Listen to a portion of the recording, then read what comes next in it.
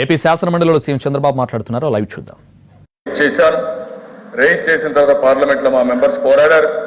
మేము పోరాడుతూ ఒకరు వచ్చారు, మళ్ళా ఆలోచి పడుతున్నారు. అవన్నీ కూడా నేను ఈరోజు చెప్తాను. అదే సమయంలో అధ్యక్ష ఆ రోజు నుంచి పోరాడితే పార్లమెంట్ అడ్జర్న్ చేశారు. ఎందుకంటే 1 month టైం ఉంది కాబట్టి.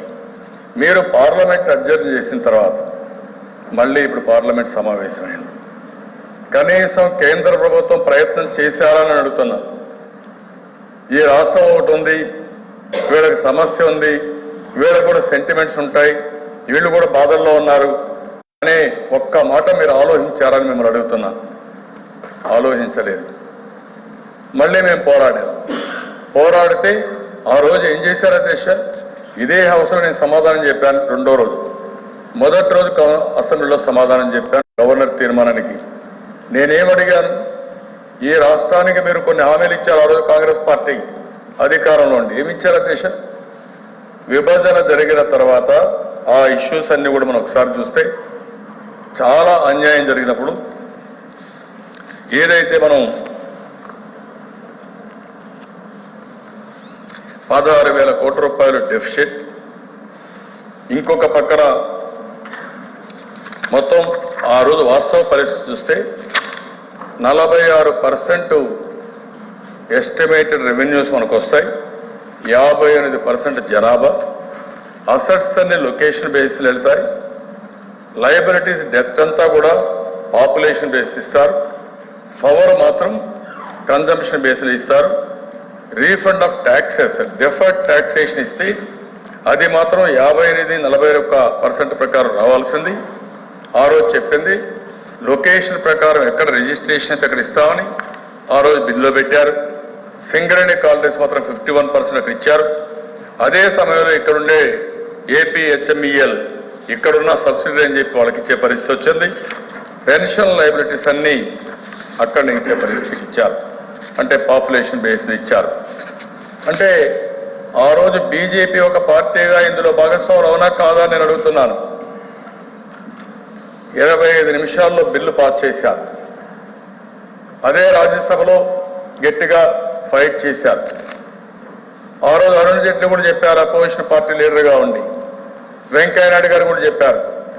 దురదృష్టం ఏంటంటే ఆ రోజు అపోజిషన్లో ఉన్నాం కాబట్టి మీరు చెప్పారు, అధికారంలో వస్తారని మర్చిపోయారు. ఏ కారణాల వల్లనో ఆ రోజు మీరు పోరాడిన వ్యక్తులు, అడిగిన వ్యక్తులు మళ్ళీ ఈరోజు విస్మరించడమే కాకుండా నిర్లక్ష్యంగా వ్యవహరించే పరిస్థితికి వచ్చారు. ఆ రోజు మీరు పార్లమెంట్లో, లోక్సభలో కూడా సరిగా ఉండుంటే ఈ అన్యాయం జరిగే పరిస్థితి లేదు. కానీ జరిగిన అన్యాయం చూస్తే అధ్యక్ష ఈరోజు మళ్ళీ నేను ఇవన్నీ పోరాడుతా ఉంటే నేను అడిగింది ఏంటి మెయిన్గా వెళ్ళి ఆ రోజు పార్లమెంట్లో చట్టాన్ని పెట్టారు. ఆ చట్టాన్ని మీరు అమలు చేయమన్నాను. ఆ రోజు రాజ్యసభలో మీరు కొన్ని హామీలు ఇచ్చారు. ప్రత్యేక హోదా మీరు అడిగింది, అందరూ అడిగింది. అదే మరి పార్లమెంట్లో ఆనాటి ప్రధానమంత్రి హామీ ఇచ్చింది. ఎందుకు ఇవ్వరని నేను అడుగుతున్నాను. నేను కొత్తగా అడగలేదు. మేము కష్టపడతాం, సమర్థవంతంగా పనిచేస్తాం. అదే సమయంలో ఈ రాష్ట్రంలో నేను అందుకే చెప్పాను, ఎవరు సపోర్ట్ చేసినా చేయకపోయినా ఈ రాష్ట్రం అభివృద్ధి జరిగి తీరుతుంది. అది అనుమానం లేదు, అది వదిలిపెట్టే సమస్య లేదు. ఇది మన హక్కు. ఆ రోజు మీరు అన్యాయం చేశారు. అన్యాయం చేసిన మీరు మా హక్కును కాపాడంలో ఎందుకు వెనకాడేస్తున్నారు? ఆ రోజు నేను అన్ని అడిగితే 2-3 రోజులు పోరాడితే ఆ రోజు ఏం చెప్పారు అధ్యక్ష? మినిస్టర్ గారు మాట్లాడుతూ అరుణ్ జైట్లీ గారు, sentiment do not define the quantum of fund. అంటే సెంటిమెంట్స్ డిఫైన్ చేయవండి. రాజకీయాల్లో ఉండే మనం సెన్సిటివ్ లేదా మనకు? రాజకీయాల్లో ఉండే నాయకులు గుర్తుపెట్టుకోవాల్సింది ఎందుకు సెంటిమెంట్ వచ్చింది. సెంటిమెంట్ వెనకాల ఏంటి? అగమ్య గోచరంలో విభజన జరిగింది. ప్రతి ఒక్కరూ ఆవేదన పడ్డారు. నా పిల్లల్ని ఎట్లా చదివించాలి, నాకు పెన్షన్ వస్తుందా లేదా, మా పిల్లలకు ఉద్యోగాలు వస్తాయా, లేకపోతే రేపు వ్యవసాయం ఏమైపోతుంది, రాజధాని ఎక్కడ కట్టుకోవాలి, ఆదాయం లేని రాష్ట్రంలో బాధపడ్డారు దేశం. బాధపడితే అలాంటి వారికి సెంటిమెంట్ ఉండవా అండి? మిమ్మల్ని ఉన్న పరంగా మీ నాయకులు కానీ మిమ్మల్ని కానీ ఇంట్లో నుంచి లేకుంటే మీ ఆస్తులు ఒక పైసా ఇవ్వకుండా బయట పోమంటే కన్న తండ్రి అయినా మీరు రివోల్ట్ అవుతారు. ఆ విషయం గుర్తుపెట్టుకోవాల్సిన అవసరం ఉంది. అలాంటి సెంటిమెంట్కి సంబంధించిన విషయంలో నేను ఆ మాట చెప్పాను. తెలంగాణ పైన కోపంతో నేను చెప్పలేదు.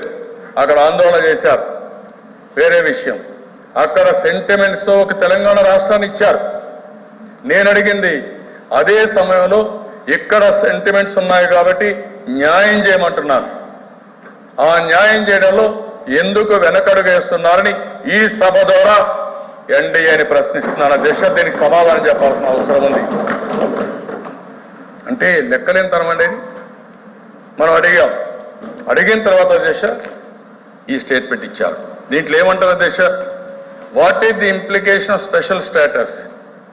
The special status used to be originally granted to states in the northeast because they have their own resources that were inadequate, Jetli said. Ingo pakkana, at that time special category state concept did not exist, but according to the 14th Finance Commission there is no special category status now to be given. అంటే ఎంత ఇదంటే దిశ. ఇంకొక మాట మాట్లాడతాను, మాట్లాడింది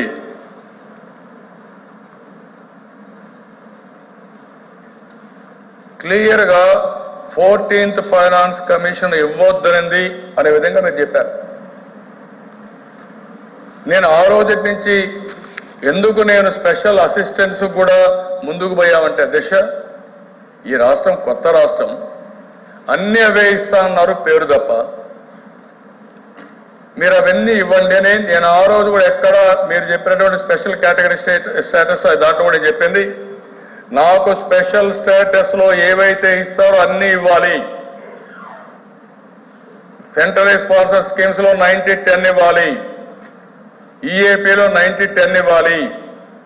అదే సమయంలో ఏవైతే మీరు ఇస్తామన్నారో ఇండస్ట్రీ ఇన్సెంటివ్స్ సెపరేట్ జీవో ఉండొచ్చు, స్పెషల్ స్టేటస్ లో లేకపోవచ్చు. మీరు అదే ఆర్గ్యూ చేస్తున్నారు. నేను అడిగింది సెపరేట్ జీవో ఇమ్మన్నాను. అందరూ రాజకీయ నాయకుల మారిగా నేను కూడా స్లోగన్ కోసం మాట్లాడలేదు. వాళ్ళకి అర్థం కాకపోవచ్చు, మీరు తప్పించుకుంటారు నాకు తెలిసే. నేను ఆ విషయమే చెప్పాను. సెపరేట్ జీవో ద్వారా మీరు స్పెషల్ ఇండస్ట్రీస్ ఇన్సెంటివ్స్ అన్ని స్పెషల్ స్టేటస్ ఉండే రాష్ట్రాలకు ఇచ్చారు. అవి మాకు కూడా ఇమ్మన్నాను. ఇది హక్కు కింద ఇమ్మన్నాను. ఆ విషయమే ఆ రోజు అడుగుతున్నా, ఈ రోజు అడుగుతున్నా. మీరు అది చెప్పకుండా ఇవన్నీ కూడా ఆ రోజు ఏది ఇవ్వమని రిజెక్ట్ చేశారు. ఇక్కడ మొన్న కూడా ఆయన చెప్పారు. నిన్న ఇంకొక మంత్రి సమాధానం చెప్తూ, నిన్నే రాజ్యసభలో సమాధానం చెప్తూ ఎక్కడ 14th ఫైనాన్స్ కమిషన్ మాకు చెప్పలేదే అని మాట్లాడాడు. ఆ ఫైనాన్స్ కమిషన్ చైర్మన్ చెప్పారు, మేము ఇవ్వద్దని ఎక్కడా చెప్పలేదు. వచ్చింది మీరు ఇచ్చుకోవచ్చు, అది ఇచ్చుకోవాలంటే గవర్నమెంట్ ఇవ్వాలి, మీ ప్రొసీజర్ ప్రకారం మీరు ఇచ్చుకోవచ్చు అని ఆయన చెప్పారు. మొన్న ఒక మెంబర్ కూడా చెప్పాడు, అనవసరంగా మమ్మల్ని డ్యామేజ్ చేస్తున్నారు, మమ్మల్ని ఎందుకు డ్యామేజ్ చేస్తారు, మీరు ఇస్తారో లేదు మీరు చెప్పుకోండి, మేము ఎక్కడ కూడా ఫైనాన్స్ కమిషన్ రిపోర్ట్లో ఆ పదమే లేదు, మేము ఇవ్వద్దని చెప్పలేదని చెప్పారు. ఎందుకు ఇన్ని అబద్ధాలు అసత్యాలు మాట్లాడతారని అడుగుతున్నా. ఇస్తారా లేదు చెప్పమంటే డొంక తిరుగుడు సమాధానాలు దేనికని మళ్ళీ ఒకసారి మిమ్మల్ని అడుగుతున్నా. ఈరోజు కూడా మాట్లాడుతున్నారు, నేనేదో తీసుకోలేదు అప్పుడు అడిగాను. ఎప్పుడు నేను అడగల. నేను ఒకటే అడుగుతున్నా, విభజన చట్టంలో ఉండే హామీలు, ఆ రోజు రాజ్యసభలో మీరు ఇచ్చినటువంటి హామీలు 2, విభజన చట్టంలో ఉండే ప్రొవిజన్స్, రాజ్యసభలో మీరు ఇచ్చిన హామీలు నెరవేర్చాలని ఆ రోజు డిమాండ్ చేస్తున్నా, ఈ రోజు కూడా అదే డిమాండ్ చేస్తున్నాను తప్ప నేను వేరే అడగడం లేదు. ఆ విషయం మీరు గుర్తుపెట్టుకోవాలి.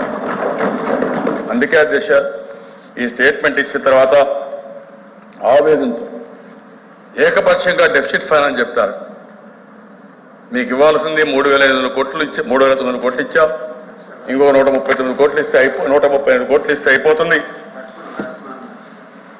138 కోట్లు ఇస్తే 3,950 కోట్లు ఇచ్చాం, ఇంకొక 135 కోట్లు ఇస్తే అయిపోతుంది. అది మొత్తం అయిపోతుంది. ఏకపక్షంగా మీరు నిర్ణయం తీసుకున్నాను. రెండోది, మీరు మాట్లాడుతూ డిఫెన్స్ బడ్జెట్ తీసుకొస్తారండి.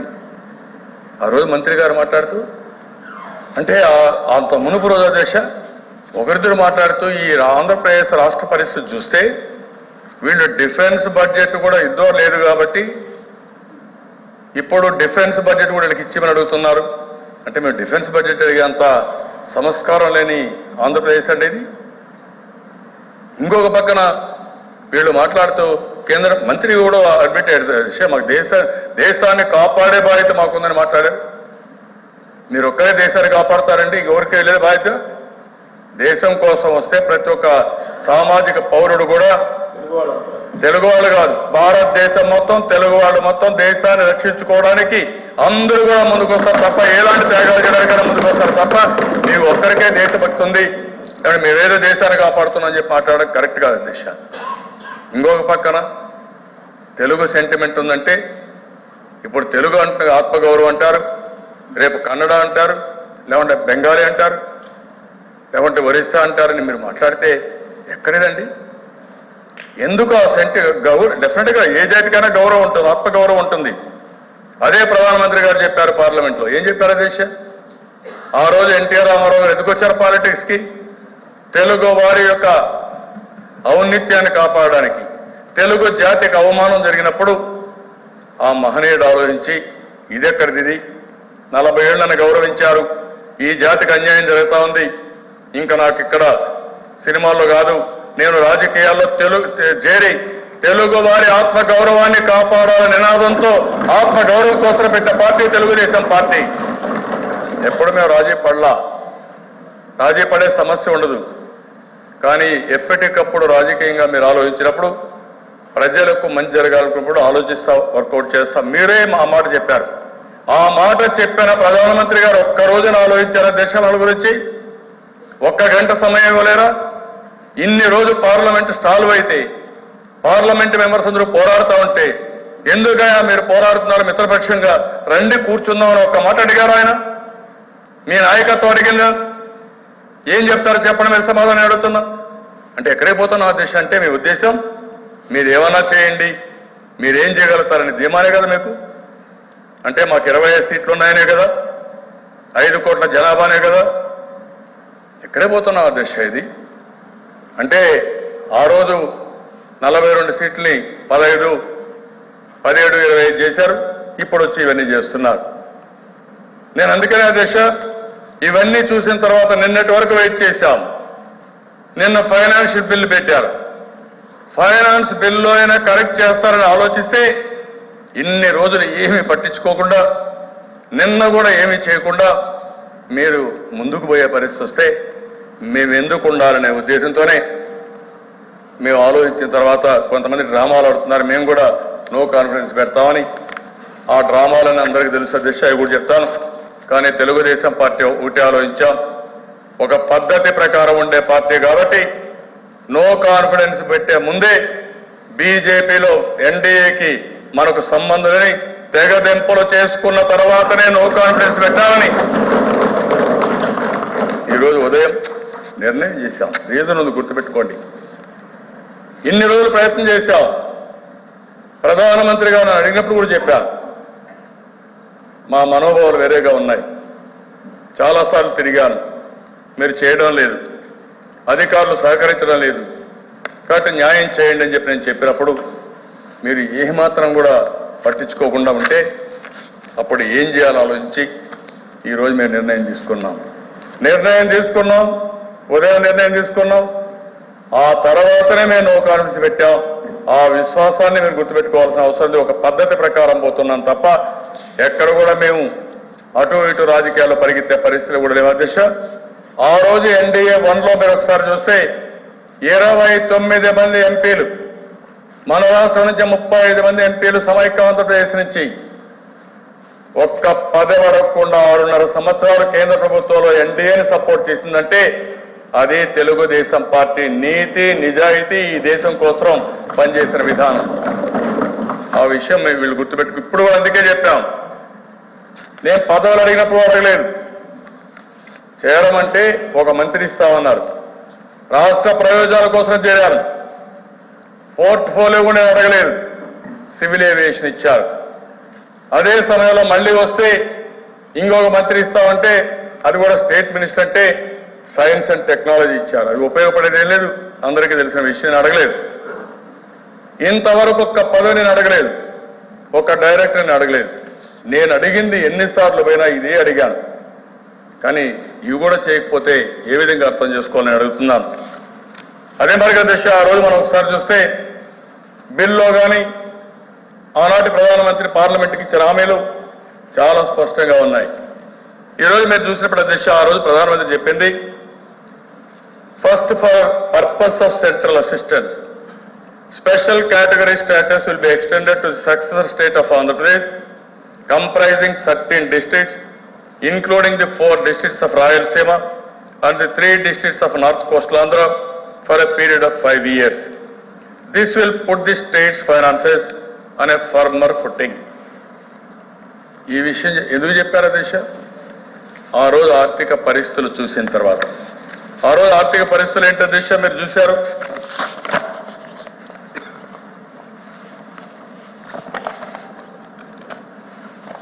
ఆ రోజు ఆర్థిక పరిస్థితి మనం ఒకసారి చూస్తే అధ్యక్ష, మొత్తం 58% పాపులేషన్కి 50.69% మన బైఫర్కేషన్ సమయంలో జిఎస్టిపి కాంట్రిబ్యూషన్ షేర్. అదే తెలంగాణకు 41.69% పాపులేషన్కి 49.41% వాళ్ళ షేర్ వచ్చింది అధ్యక్ష.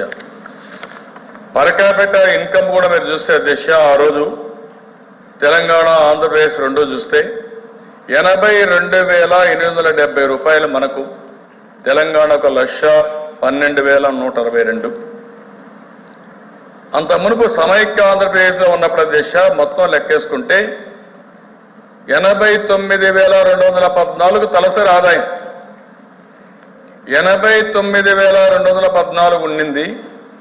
డివైడ్ అవుతానే మనకి 82,870 అయ్యి తెలంగాణకు 1,12,122 అయింది. అంటే ఇక్కడ లాస్ అక్కడ గెయిన్ ఆటోమేటిక్గా వచ్చింది, అది అందరూ ఒప్పుకున్నారు. అదే మరిగా దేశ ఈ 3 సంవత్సరాలు కూడా మనం చాలా కష్టపడ్డాం. కష్టపడితే సంవత్సరం కొద్దిగా పెరుగుతున్నాం. అది కూడా అన్నారు నిన్న మొన్న, మీరందరూ బాగా సహకరించుంటే ఇప్పటికి ఎంతో ఇంకా ముందుకు పోయాలి. కానీ కేంద్ర ప్రభుత్వం సరిగా సహకరించకపోయినా ఈ దేశంలో డబుల్ డిజిట్ గ్రోత్ వచ్చిందంటే, నెంబర్ 1 గ్రోత్ వచ్చిందంటే దానికి ఆంధ్రప్రదేశ్ కారణం అధ్యక్ష. నేషనల్ లెవెల్లో మీరు కూడా 2-3% చూపించడానికి ఇది ఉపయోగపడింది అధ్యక్ష. మన కష్టం, ఇక్కడ అధికారుల సహకారం, రాత్రింపగళ్ళు ప్రజలు చూపించే చొరవతో మనం పెరిగితే గ్రాడ్యువల్గా 50.69 నుంచి 51.01కి నెక్స్ట్ ఇయర్కి వచ్చాం. ఆ నెక్స్ట్ ఇయర్కి 15-16కి 51.80కి వచ్చాం. 16-17కి 51.97%కి వచ్చాం అధ్యక్ష. ఇప్పుడు ఇంకొంచెం పెరుగుతాం.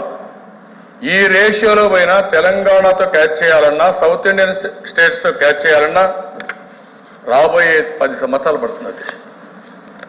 కనీసం 8-9 సంవత్సరాలు మీరు పడితే, అది కూడా నెంబర్ 1 గ్రోత్ ఉండి మీరు పూర్తిగా సహకరించమంటే సహాయ నిరాకరణ చూపించినప్పుడు ఏం చెప్పాలని అడుగుతున్నాను. ఇంకో పక్కన చూస్తే అధ్యక్ష, ఈరోజు పర్ క్యాపిటల్ ఇన్కమ్ 2013-14 మంది 82,870 అయితే, తెలంగాణ 1,12,122 అయితే, తమిళనాడు 1,16,583 అయితే, కర్ణాటక 1,19,023, కేరళ 1,23,308. వాళ్లకు మనకు మీరు చూస్తే 30 నుంచి 35,000 రూపాయలు డిఫరెన్స్ ఉంది. అక్కడి నుంచి పెంచుకుంటూ మనం ఎంత పెరిగాం అధ్యక్ష? అందరికంటే ఎక్కువ పెరిగాం. 13-14లో 10.96 పెరిగాం, 14-15లో 13.07 పెరిగాం, 15-16లో 15.44 పెరిగాం, 16-17లో 13.14% పెంచాం. ఇప్పటికి కూడా ఇవన్నీ పెరిగిన తర్వాత మీరు చూస్తే అధ్యక్ష, ఇప్పుడు వచ్చిన ఫిగర్స్ ప్రకారం తెలంగాణ ఆంధ్రప్రదేశ్ 1,22,000, ఇది లాస్ట్ ఇయర్ది, ఈ ఇయర్ ఇంకా కొంచెం పెరిగింది. 1,20,000 అన్ని రాష్ట్రాలు లేవు కాబట్టి దీన్ని ఇవ్వడం లేదు. ఆంధ్రప్రదేశ్ 1,22,376 అయితే, తెలంగాణ 1,55,612 అయితే, తమిళనాడు 1,53,223, కర్ణాటక 1,57,474, కేరళ ఇంకా రాలేదు, అవైలబిలిటీ లేదు దిశ. ఇది మరుగా ఉంటే ఇప్పుడు మీరు చెప్పే సమాధానం ఏంటి? ఆల్ ఇండియా లెవెల్లో మీరు మెరుగ్గా ఉన్నారు, మేము ఎందుకు ఇవ్వాలి? ఇది ఎక్కడ వాదం అండి? నేను అడుగుతున్నా. ఆంధ్రప్రదేశ్ని వేరే రాష్ట్రాలతో ఏ విధంగా మీరు కంపేర్ చేస్తారు? మాకు విభజన జరిగింది, మేము కష్టపడ్డాం, కష్టపడిన ఆస్తులను వదులుకొని వచ్చాం, సంపద వదులుకొని వచ్చాం. అలాంటప్పుడు దీనికి చేయూతనివ్వాల్సిన బాధ్యత కేంద్రానికి ఉందా లేదని అడుగుతున్నాను.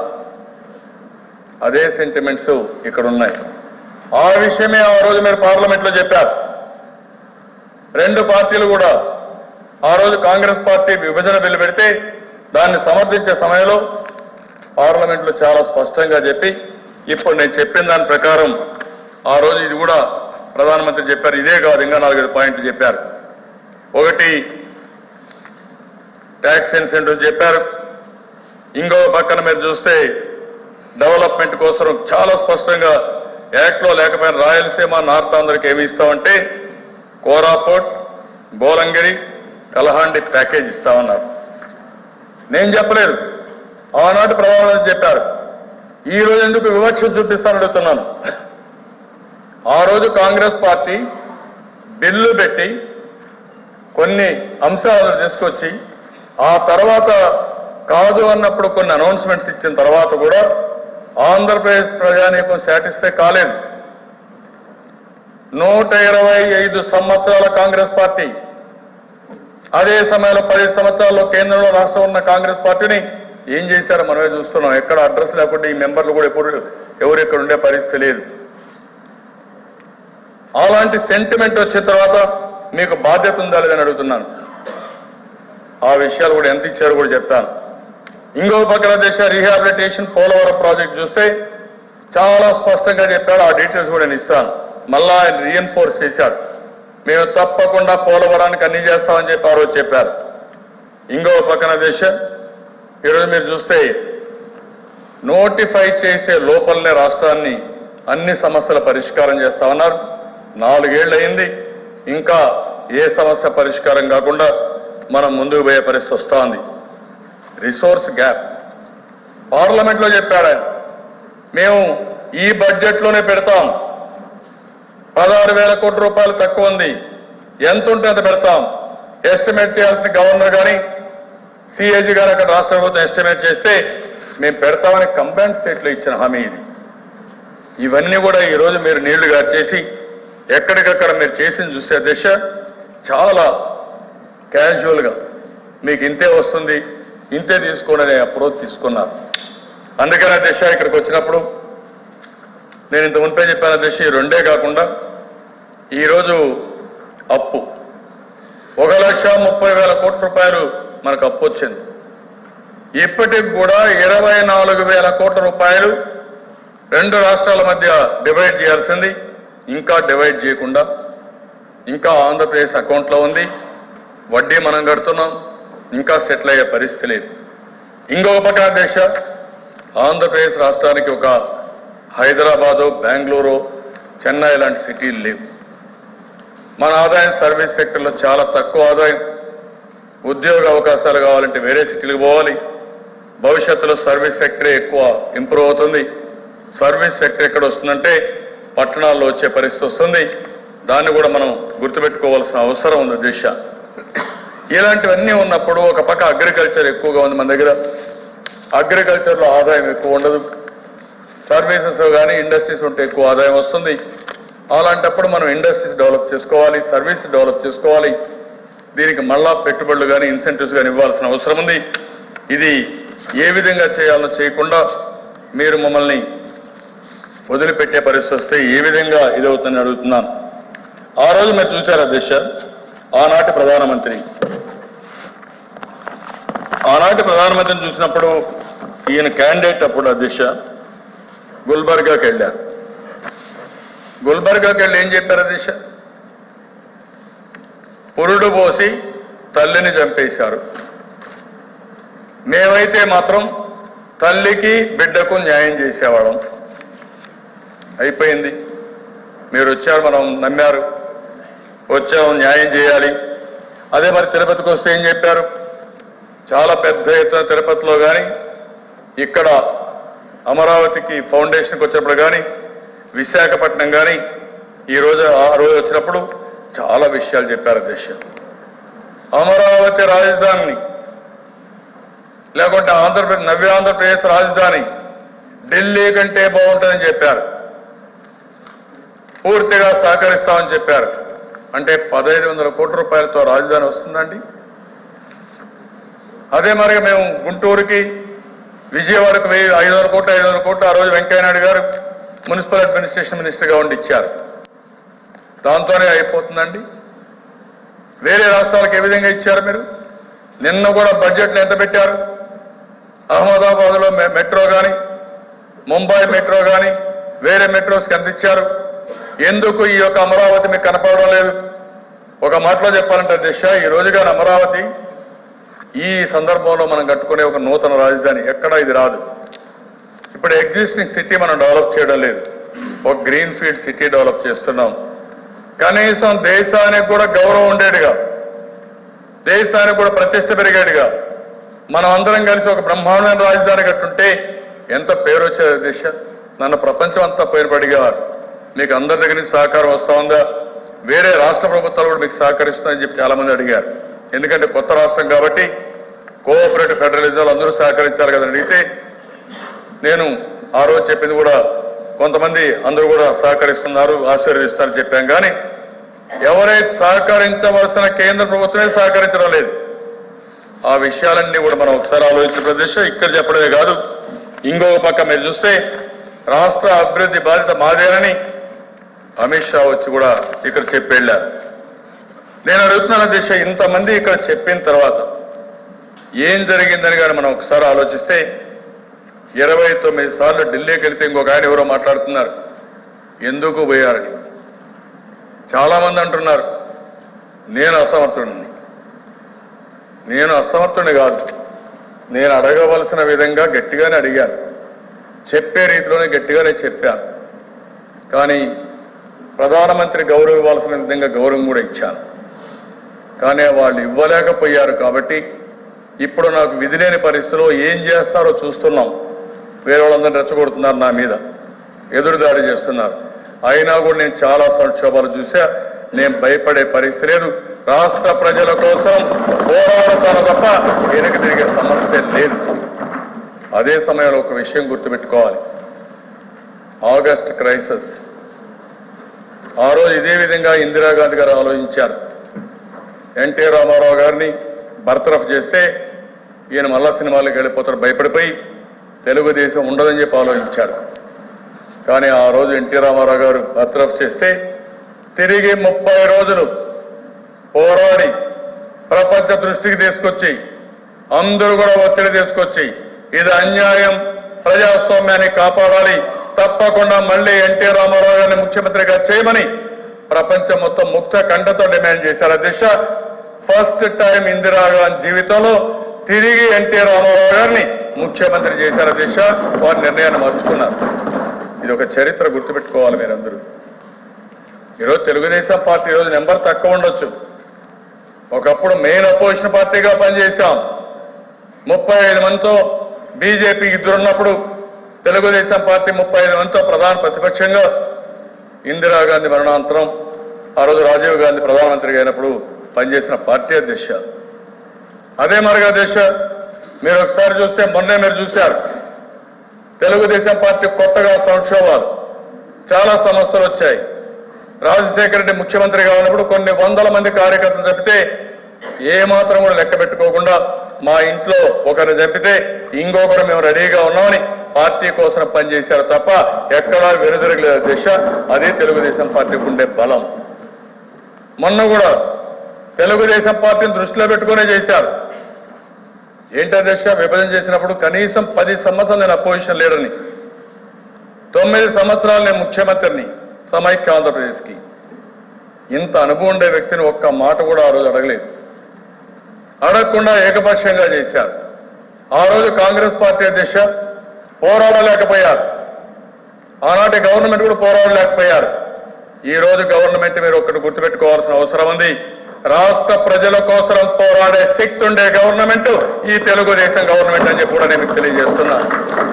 పోరాడతాం, హక్కుల కోసం నిరసన తెలియజేస్తాం, ఎట్టి పరిస్థితుల్లో సాధించుకునే వరకు ఇది తప్పదు. అందుకనే అధ్యక్ష, ఈరోజు మీరు చూసినప్పుడు ఈ రీఆర్గనైజేషన్ చట్టంలో పెట్టిన విషయాలు కూడా మీరు చూస్తే చాలా వరకు వీళ్ళు చేయనప్పుడు ఇప్పటి వరకు నేను చాలా లెటర్లు రాశాను. అదే మరిగా మీరు ఇంకొకసారి మొన్న కూడా ఒకసారి లెటర్ ఇచ్చి ఏ విధంగా అన్యాయం జరిగిందో అన్ని కూడా ఇచ్చి ప్రధానమంత్రి గారు కూడా ఒక లెటర్ ఇవ్వడం జరిగింది. ఇంకో పక్కన దిశ మీరు ఒకసారి చూస్తే ఆ రోజు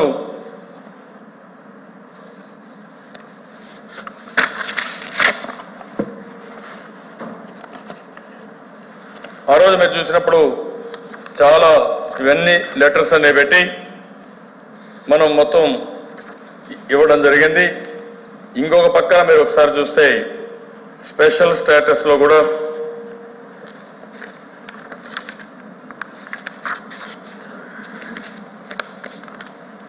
నేను ఇంత మునిపే చెప్పినట్టు ఈ లెటర్స్ కూడా ఉన్నాయి. మీరు బీజేపీ ఎవరైనా కావాలని కూడా చూసుకోవచ్చు, మిమ్మల్ని సపోర్ట్ చేసేవాడు కూడా చూసుకోవచ్చు. ఇది గోవిందరావు ఇచ్చిన లెటర్, చాలా స్పష్టంగా మేము ఎక్కడా మెన్షన్ చేయలేదు చెప్పిన లెటర్ ఇది. అదే మరిగా ఈ లెటర్ మీరు చూస్తే YV Reddy open heart with RK దీంట్లో ఆయన చేసింది చైర్మన్ వైవి రెడ్డి వ్యాఖ్యలు. అదే మరి నిన్న ఈరోజు మీ మంత్రులు కూడా చెప్పినట్టు కూడా ఉన్నాయి. ఇక్కడ వాళ్ళు కూడా చెప్పిన దాని ప్రకారం ఎక్కడా 14th ఫైనాన్స్ కమిషన్ చెప్పలేదని మీరు చాలా స్పష్టంగా చెప్పారు. ఈరోజు ఎక్కడా 14th ఫైనాన్స్ కమిషన్ చెప్పనప్పుడు మొన్నే మీరు చూస్తే లోక్సభలో రిప్లై చేస్తూ since 14th finance commission in it's recommendations has not made any distinction between central category states and special category states in the horizontal distribution of shareable taxes among the states. No state is being considered for grant of special category status for plan assistance. అని మొన్నే అక్కడ ఇవ్వడం, నిన్న మళ్ళీ మీ మంత్రి చెప్పినప్పుడు ఎక్కడ కూడా ఇవి లేవని చెప్పే పరిస్థితికి వచ్చారు. ఇప్పటికైనా దేశానికి మీరు ఒక స్పష్టత ఇవ్వాల్సిన అవసరం ఉంది. కేంద్ర ప్రభుత్వం 14th ఫైనాన్స్ కమిషన్ చెప్పారా? 14th ఫైనాన్స్ కమిషన్ చెప్పకపోతే ఎందుకు ఇవ్వరు? ఇది మా హక్కు కింద అడుగుతున్నాం. ఎట్టి పరిస్థితుల్లో ప్రత్యేక హోదా ఏదైతుందో స్పెషల్ కేటగిరీ స్టేటస్ సాధించే వరకు తెలుగు జాతి విశ్రమించదు. ఇది సాధించడం కోసం అన్ని విధాల పోరాడతాం. ఇందులో కూడా మళ్ళా కన్ఫ్యూజన్ లేదు. కొన్ని పార్టీలు నాటకాలు ఆడుతున్నాయి. ఆ నాటకాలకు ప్రజలకు సంబంధం లేదు. అందులో మీరు చూస్తే 90-10% సెంట్రల్ స్పాన్సర్ స్కీమ్స్ రావాలి, 90-10% ఎక్స్టర్నల్ ఎయిడెడ్ ప్రాజెక్ట్స్ లో షేర్ రావాలి. అదే మరి మిగిలిన ఏవైతే ఉన్నాయో చిన్న చిన్నవన్నీ కూడా రావాలి. అదే మరి tax incentives north eastern states కి ఎట్లయితే స్పెషల్ స్టేటస్ ఇచ్చారో అందులో ఇస్తారా, ప్రత్యేకంగా జీవో ఇస్తారా, అది కూడా మీరు ఇవ్వాల్సిన అవసరం ఉందని చెప్పి కూడా నేను మీకు తెలియజేస్తున్నా. ఇది ఎట్టి పరిస్థితుల్లో ఇవ్వాల్సిందిగా నేను ఈరోజు ప్రభుత్వాన్ని డిమాండ్ చేస్తున్నా. ఇక్కడెక్కడ కూడా మీరు చూస్తే వీళ్ళందరూ చెప్పిన దానిపైన ఇది చాలా స్పష్టత ఉంది. ఇప్పుడు ఒక విషయాన్ని తప్పించుకోవడానికి అనేక విధాలుగా మీరు చెప్పి ఈరోజు ప్రజల్లో చులకనయ్యారు తప్ప ఇంకోటి కాదు. మీరు చెప్పిన మాట కూడా నిలబెట్టి స్పెషల్ అసిస్టెన్స్ ఇస్తామని ఆ డబ్బులు కూడా ఇవ్వలేదు. ఇప్పుడు మీరు అంటున్నారు స్పెషల్ పర్పస్ వెహికల్ పెట్టుకోండి, మేము మీకు డబ్బులు నబార్డు నుంచి ఇప్పిస్తాం, మీ FRBMలో పెట్టుకోండి, లేదంటే తర్వాత ఎప్పుడో ఇస్తాం, లేదంటే ఏదో ఒకటి చేస్తాం అంటే మన లెక్కలో మనం అప్పు తీసుకుంటే ఎప్పుడో రీపే చేస్తామని. అదే వేరే స్టేట్స్కి మీరేమి ఇస్తున్నారు? 90-10% మీరు ఇస్తున్నారు. ప్రతి సంవత్సరం వాళ్ళకి కలిసి వస్తూ ఉంది. ఆ ఫెసిలిటీ మాకెందుకు ఇవ్వరు? మాకు కూడా 3,500 కోట్ల రూపాయలు ప్రతి ఒక్క సంవత్సరం కలిసి వస్తే ఆ డబ్బులు వేరే కార్యక్రమాలు నేను పెట్టేవాడిని. అది చేయలేదు కాబట్టి మనకు ఆర్థికంగా ఇబ్బందులు వచ్చే పరిస్థితి వచ్చిన దిశ. ఆ విషయం వీళ్ళు గుర్తుపెట్టుకోవాల్సిన అవసరం ఉంది. రెండవ దిశ, ఈరోజు మీరు చూసినప్పుడు ఏదైతే మొత్తం రెవెన్యూ డెఫిసిట్, ఈ రెవెన్యూ డెఫిసిట్లో మీరు చెప్పింది ఏమాత్రం సబబు కాదు. మొత్తం కలిసి 16,000 కోట్ల రూపాయలు మనకు రావాలి. ఈ 16,000 కోట్ల రూపాయలు ఇవ్వడంలో కడాన మీరు చెప్పింది 16,078 కోట్లు ఇవ్వాల్సి వస్తే 3,979 కోట్లు వస్తుందని, ఇంకివ్వాల్సిన 138 లేకపోతే వేరే ఫార్ములా తీసుకుంటే ఇంక కొద్దిగా మీకు వస్తుంది. అది కూడా 1500 కోట్లు వస్తుంది, అంతవరకు ఇస్తామనే పరిస్థితికి వచ్చారు. ఇది నేను చెప్పే లెక్కలు కాదు దిశ. ఆ రోజు మీరు చూస్తే ఏదైతే గవర్నర్గా ఉన్న వ్యక్తి ఆ రోజు కంబైన్డ్ ఆంధ్రప్రదేశ్కి అతను ఒక లెటర్ రాశాడు. అతను లెటర్ రాసిన తర్వాత ఫైనాన్స్ సెక్రటరీ మొత్తం ఎంత రావాలనేది 15,690 కోట్ల రూపాయలు రావాలని ఫైనాన్స్ సెక్రటరీ రాశారు. దీనికి ఒక కమిటీ కూడా వేశారు. ఆ కమిటీ బాధ్యత వచ్చినట్టు అనలైజ్ చేసి బడ్జెట్ ప్రపోజల్లో పెట్టి 2014-15 బడ్జెట్లో పెట్టమని చెప్తే ఇన్ని సంవత్సరాలైనా మీరు అది ఇచ్చే పరిస్థితులు లేదు. అదే మరి సిఏజీ చాలా స్పష్టంగా ఎస్టాబ్లిష్ చేశారు. వాళ్ళు కూడా సిఏజీ చెప్పినప్పుడు ఇది వాస్తవం వీళ్ళకి జరిగిందని వాళ్ళు కూడా ఇచ్చారు. మీరు అట్ట చేసి ఇటు చేసి మీరు చూస్తే దిశ లేనిపోని అడ్డంకులు పెట్టి ఇచ్చే డబ్బులు ఇవ్వకుండా చేస్తున్నారు తప్ప ఇంకోటి కాదు దిశ. ఈరోజు మీరు ఇచ్చిన ఇది చూసిన తర్వాత మీరు చూస్తే మొత్తం 4-5 ఐటమ్స్ తీసుకున్నారు. ఎందుకంటే డబ్బులు కట్ చేయాలి కాబట్టి ఏ విధంగా కట్ చేస్తే బాగుంటుందో మీరు ఆలోచించుకుని లోన్ వేవర్ కింద 7,069 కోట్లు కట్ చేశారు. ఓల్డేజ్ పెన్షన్లు ఇచ్చారని 3,391 కోట్లు కట్ చేశారు. ఫైనాన్షియల్ అసిస్టెన్స్ కింద డిస్కామ్స్కి ఇచ్చారని 500 కోట్లు కట్ చేశారు. అంటే 11,960 కోట్ల రూపాయలు కట్ చేశారు. అదే సమయంలో మేము ఖర్చు పెట్టింది దగ్గర 3,920 కోట్ల రూపాయలు పిఆర్సీ డిఫర్ చేస్తే దాని కన్సిడరేషన్ తీసుకోరు. ట్రెజరీలో లాస్ట్ డేకి అప్పులు పే చేయకుండా 14-15 అకౌంట్లన్నీ 15-16లో పే చేశాం. 2,606 కోట్లు, పిఏఓలో 117 కోట్లు, డిడబ్ల్యూఏలో 469 కోట్లు. అంటే దీన్ని కన్సిడరేషన్ తీసుకోరు. ఇంకో పక్క పెన్షన్ ఇచ్చేటప్పుడు 200 రూపాయలు చొప్పున ఒక నెలకే తీసుకుంటారు, 10 నెలలకు తీసుకోరు. 200 రూపాయలు 400 రూపాయలు ఇస్తున్నారు. అది కన్సిడరేషన్ తీసుకుంటే 1985 కోట్లు వస్తుంది. ఇవన్నీ కూడా ఏమీ తీసుకోకుండా ఇంకొక పక్కన చూస్తే దిశ వీళ్ళు ఇచ్చిన డబ్బులు కూడా మనకు తక్కువ. 15-16లో ఫైనాన్స్ కమిషన్ ఇచ్చింది 6,609 కోట్ల రూపాయలు ఇచ్చారు ఈ డెఫిసిట్ ఫైనాన్స్ కింద. కానీ మనకు డెఫిసిట్ ఎంత అంటే వాళ్ళు లెక్కేసింది 58,604 కోట్లు ప్రొజెక్ట్ చేస్తే మనకు వచ్చింది 44,742 కోట్లు. అంటే 13,782 కోట్లు ప్రొజెక్షన్కి యాక్చువల్కి డిఫరెన్స్ వచ్చింది. రెండు లెక్కేసుకుంటే దగ్గర 20,000 కోట్ల రూపాయల పైన మనకి ఇవ్వాలి. 20,300 కోట్లు ఇవ్వాల్సి వస్తే మనకు వచ్చింది 6,000 కోట్లు, 6,600 కోట్లు. నెక్స్ట్ ఇయర్కి కూడా 4,903 కోట్లు పెట్టారు. ఇక్కడ మీరు చూస్తే దిశ 18,959 కోట్లు డిఫరెన్స్ ఉంది ప్రొజెక్షన్లో. అంటే వాళ్ళు ఇచ్చిందే తక్కువైతే మీరు దాన్ని కూడా పెట్టి మేము ఇవ్వడం లేదని మీరు మాట్లాడడం ఎంతవరకు సబబని నేను అడుగుతున్నాను దిశ. ఇంకో పక్కన దిశ ఇక్కడికి వచ్చిన పోలవరం ప్రాజెక్టు నేను మొన్న కూడా అన్ని చదివినిపించాను ఈ హౌస్లో.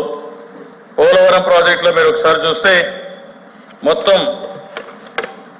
ఈ ప్రాజెక్ట్ అంతా కూడా last cabinet meeting of Manmohan Singh ఇది ఏఐబిపి నుంచి తీసుకున్నారు.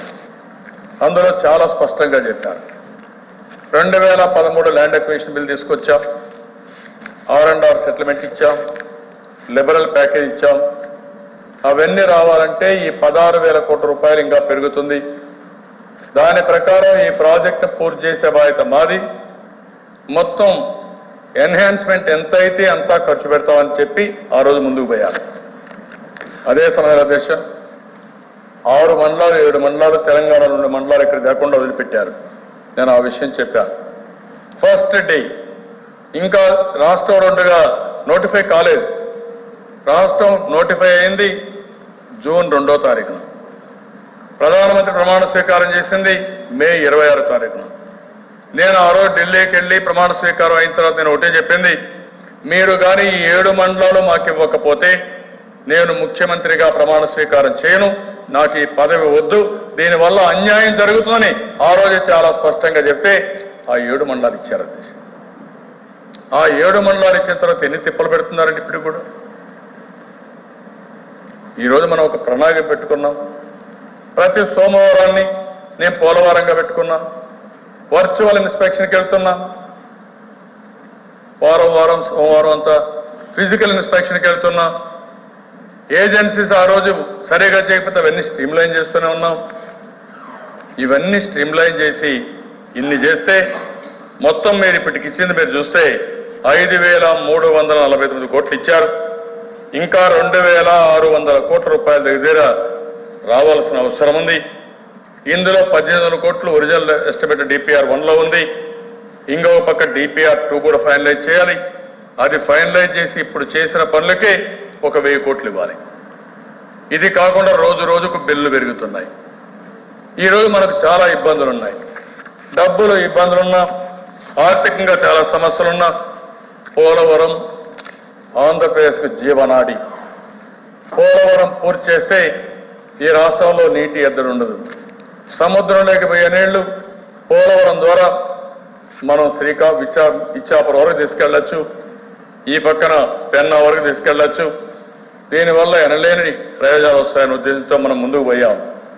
ఒక చిన్న ప్రయోగం చేస్తే పట్టసీమ ద్వారా గోదావరి నీళ్లు కృష్ణా తీసుకొచ్చి ఇందులో వాడే నీళ్లు 100 టీఎంసీ శ్రీశైలంలో పెట్టి రాయలసీమను సస్యశ్యామలం చేయగలిగాం.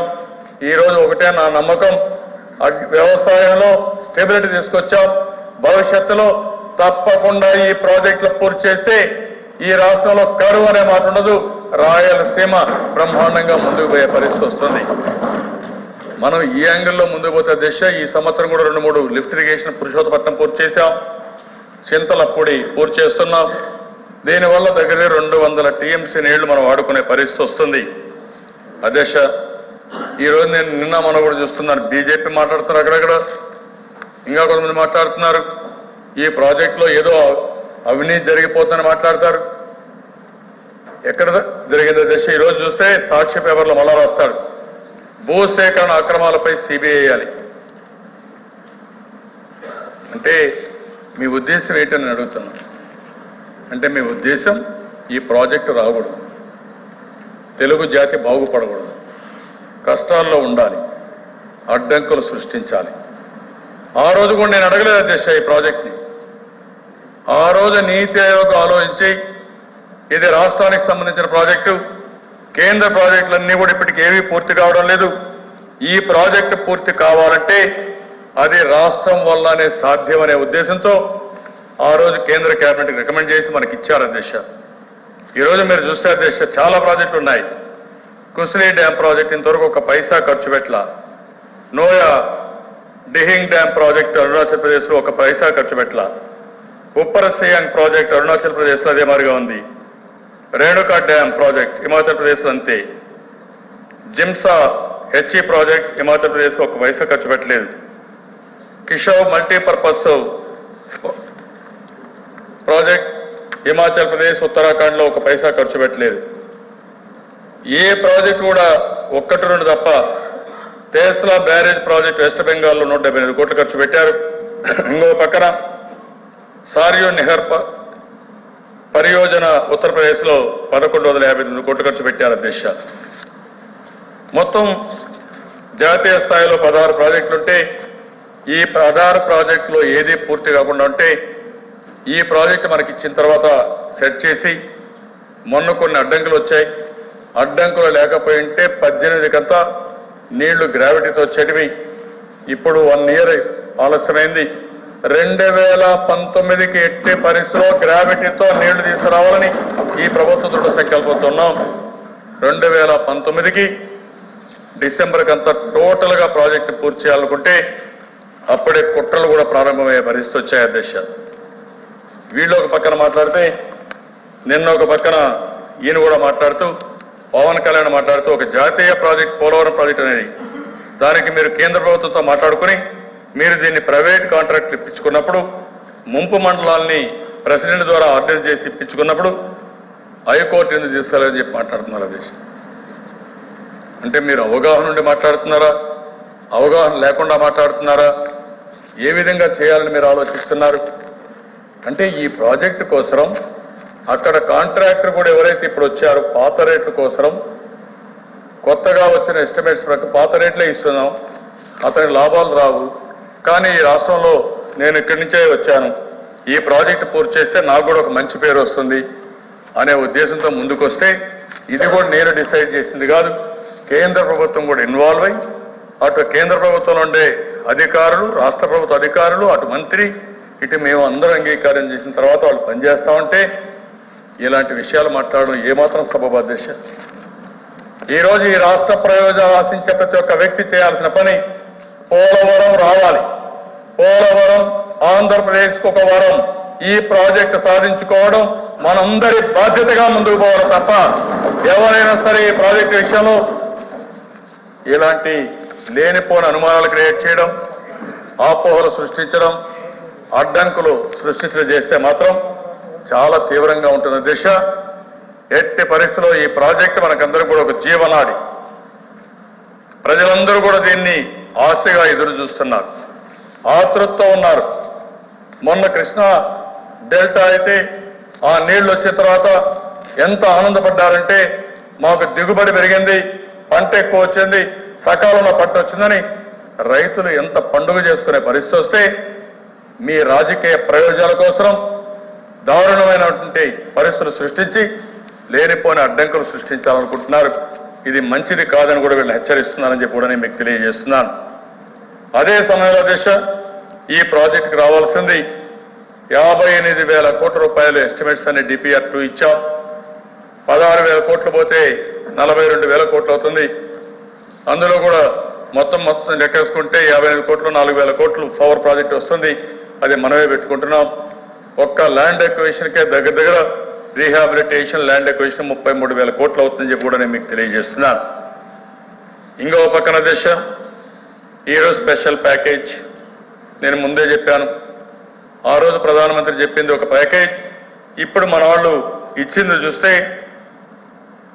50 కోట్ల రూపాయల చొప్పున 6 సంవత్సరాలకి ఇస్తామని, అది కూడా 3 సంవత్సరాలకి 150 కోట్ల రూపాయల చొప్పున ఒక జిల్లాకి ఇచ్చారు. అంతా 1,050 కోట్లు ఇవ్వడం జరిగింది దేశ. ఇందులో 946.47 కోట్లకి బిల్స్ కూడా ఇస్తే, ఇంతవరకు యూసీసీ పంపిస్తే మిగిలిన డబ్బులు మీరు ఇవ్వకుండా పోవడమే కాకుండా ఇది ఎక్కడితో కానీ నాకు అన్యాయం. 350 కోట్లు 9/2/18 RBI రిలీజ్ చేశారు, మన అకౌంట్లోకి వచ్చేసింది. వచ్చినాక మళ్ళీ మీరు 15/2/2018లో రివర్స్ చేసుకున్నారు, PMO ఒప్పుకోలేదని. ఇది ఎక్కడ న్యాయం అండి? నేను అడుగుతున్నా, ఈ దేశంలో ఇంతమంది అపోజిషన్ పార్టీస్ లేవా? కాంగ్రెస్ అధికారంలో మీరు అపోజిషన్ లేరు. ఆ రోజు కాంగ్రెస్ పార్టీ ఇదే మరీ చేస్తే మీరు ఒప్పుకుంటారా? రాష్ట్రానికి రావాల్సిన, న్యాయంగా రావాల్సిన డబ్బులను కూడా మీరు అడ్డం పెట్టే పరిస్థితి వస్తే ఎక్కడ చెప్పాలని అడుగుతున్నాను. ఇది న్యాయమని అడుగుతున్నాను. కాబట్టి ఇది ప్రజలు కూడా ఆలోచించాల్సిన అవసరం ఉంది. అదే సమయంలో ఇక్కడే శాసన మండలి కూడా మనం గుర్తుపెట్టుకోవాల్సిన అవసరం ఉంది. అందుకనే దేశ ఇచ్చిందే తక్కువ.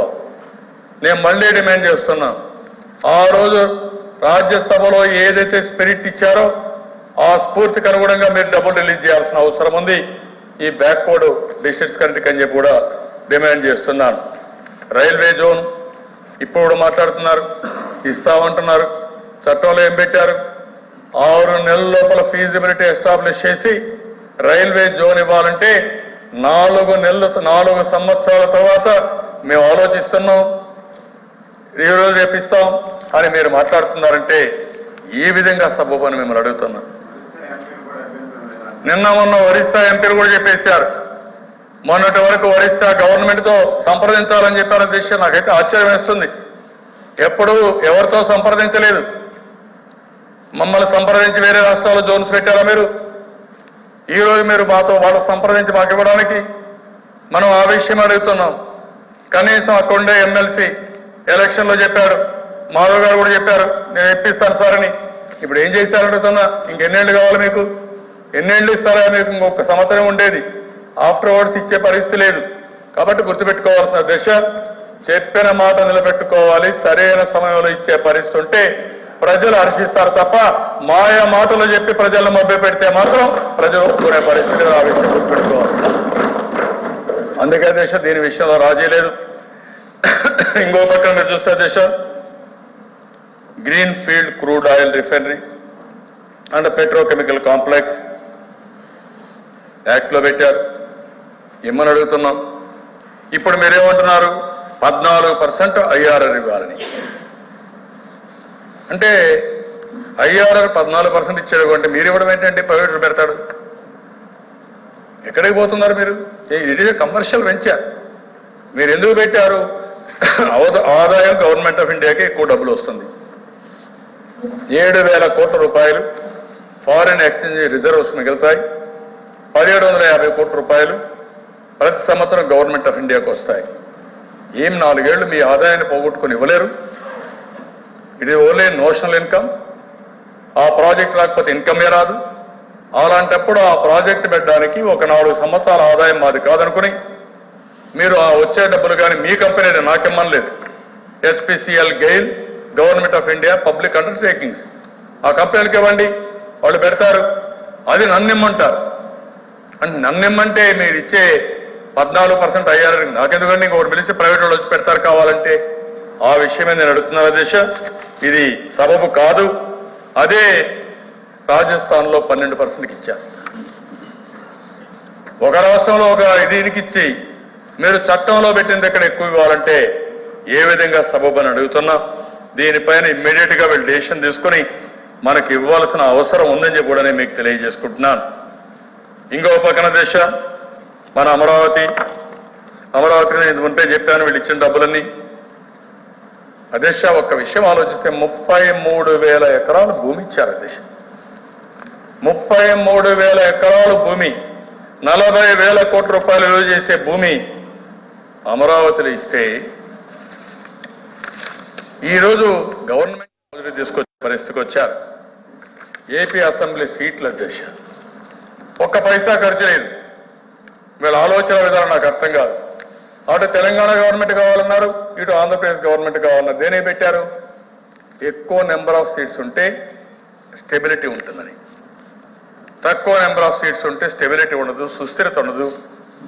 అందుకే నెంబర్ పెంచాలని ఇక్కడ 175 నుంచి 225, తెలంగాణలో 119 నుంచి 153 ఆ ప్రాంతాలు పెంచారు. దానివల్ల కౌన్సిల్ సీట్లు కూడా పెరుగుతాయి. దానికి కూడా ఎందుకు మీకు ఇబ్బంది? అంటే రాజకీయం కాదా ఇది? నేను అడుగుతాను. నేను అడగడం మానేశాను. ప్రజలు అనుకుంటే 175లో 175 గెలిపించవచ్చు, ప్రజలు అనుకుంటే 225 గెలిపిస్తారు. కానీ ఆ సీట్లు కావాలని నేను అడగడం లేదు. కానీ మీరు చేసే పనిని తప్పుపడుతున్నా, మీ ఉద్దేశాలను తప్పుపడుతున్నా. మీ ఉద్దేశం ఏంటి? ఇక్కడ 2 ప్రభుత్వాలు గారు ఒకవేళ ఎక్కువ సీట్లు ఇస్తే వీళ్ళు బలపడిపోతారు, వీళ్ళకి ఎందుకు ఇవ్వాలి కాబట్టి తాళం వేయాలి, తాళం వేశారు. చట్టంలో పెట్టింది కూడా మీరు చేయలేకపోతే, చట్టంలో పెట్టింది ఒక పైసా ఖర్చు ఖర్చు అవసరం లేకపోయినా మీరు చేయలేదంటే మీ ఉద్దేశాలు ఏంటని అడుగుతున్నా. ఈ దురుద్దేశం కాదా? ఆ దురుద్దేశం పెట్టుకొని మీరు చేశారు. అందుకే నేను ఈరోజు చెప్తున్నా దేశ. ఇంకో పక్కన దేశ ఈరోజు చూస్తే ఏదైతే ఇంక్రీజ్ సీట్స్ కూడా మొన్నైతే ఇది అమెండ్మెంటే రావాలని చెప్పి పెట్టారు. ఈరోజు ఇంకో పక్కన దేశ విశాఖపట్నం చెన్నై ఇండస్ట్రియల్ కారిడార్. నేను చాలా క్లియర్గా గవర్నమెంట్ ఆఫ్ ఇండియాకి చెప్పినప్పుడు విశాఖపట్నం చెన్నై ఇండస్ట్రియల్ కారిడార్ని NIC DITలో కలపని చెప్పి కోరాను. దీనివల్ల చాలా వరకు మనకు ఉపయోగం ఉంటుంది. దీన్ని కలిపితే మనకు ఈ కారిడార్కు భవిష్యత్తు ఉంటుందని కూడా చెప్పాను దిశ. అదేవిధంగా దిశ ఆ రోజు బిల్లు పెట్టినప్పుడు చాలా స్పష్టంగా ముంబై ఢిల్లీ ఇండస్ట్రియల్ కారిడార్తో సమానంగా దీన్ని గుర్తింపు ఇస్తామన్నారు. అక్కడ 49% equity from government of India DIPP, JBIC 26%, అడ్కో 19.9%, IIFCL LIC 5% Disha. Government of India 17,000 కోట్ల రూపాయలు 5 ఏళ్ళు ఇస్తామని పెట్టారు. ఆ ఫెసిలిటీ మనకెందుకు ఇవ్వరు? మీరు చెప్పిన దాని lines of Mumbai Delhi industrial corridor పెడతామని విశాఖపట్నం చెన్నై ఇండస్ట్రియల్ కారిడార్ని నీరుగార్చే పరిస్థితి వస్తే ఈరోజు ఏడీపీ తీసుకుంటే మనకే పెట్టుకోమంటే ఇదెక్కడ న్యాయం అని అడుగుతున్నా. దానికి సమాధానం కూడా చెప్పే పరిస్థితి లేకుండా నిర్లక్ష్యం చేసే పరిస్థితికి వచ్చారు. విశాఖపట్నం విజయవాడ మెట్రో, ఇప్పుడు విజయవాడ లైట్ మెట్రో అన్నారు. విశాఖపట్నం మెట్రోలో ఇంకా వాడు చేయలేకపోతే ప్రైవేటైజేషన్ పోతున్నాం. ఇవి కూడా ఇంతవరకు పాస్ 4 ఏళ్ళు అయిపోయింది, ఇంతవరకు ఏమీ కావడం లేదు. కడప స్టీల్ ప్లాంట్ ఇప్పుడు అంటున్నారు మేము పెడుతున్నామని. It is a commercial venture, viability ఉంది. ఎందుకు మీరు ఇనిషియేటివ్ తీసుకోరు? ఎందుకు పబ్లిక్ సెక్టర్ పెట్టదు?